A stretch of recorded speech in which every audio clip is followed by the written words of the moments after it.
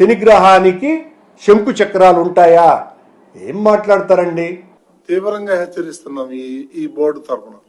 వెంకటేశ్వర స్వామిని రోజు దుమ్మెత్తిపోయటం, చిన్న విషయాలను పెద్ద విషయాలు చేసి టీటీడీ యొక్క పరువు ప్రతిష్టను తీస్తున్నారు.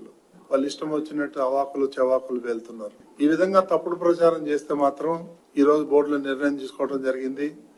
క్రిమినల్ కేసులు పెడతాం. టీటీడీ చైర్మన్ పదవికి ఆయన ఎవరు బొలినేని రామారాయుడును ఎంపిక చేసిన దగ్గర నుంచి ఎన్ని అరాచక ఘటనలు వెలుగు చూస్తున్నాయో తెలుస్తూనే ఉంది కదా. తిరుమల పవిత్ర పుణ్యక్షేత్రంలో లిక్కర్ అమ్ముతూ పోలీసుల కంటపడ్డ విజువల్ అన్నమాట ఇది. మీరు ఏమాత్రం కూడా బాధ్యతతో వ్యవహరించకుండా తప్పును ఎత్తి చూపినటువంటి నా మీద మీ ఇష్టం వచ్చినట్టుగా మాట్లాడితే భయపడేటువంటి వ్యక్తిని కానే కాదు. మీ ఇష్టం వచ్చినట్టుగా ఎన్ని కేసులైనా ఇరికిచ్చి నన్ను జైల్లో పెట్టండి, నేను హైందవ ధర్మం కోసమని పోరాడకుండా ఉండేటువంటి ప్రసక్తి లేనే లేదు.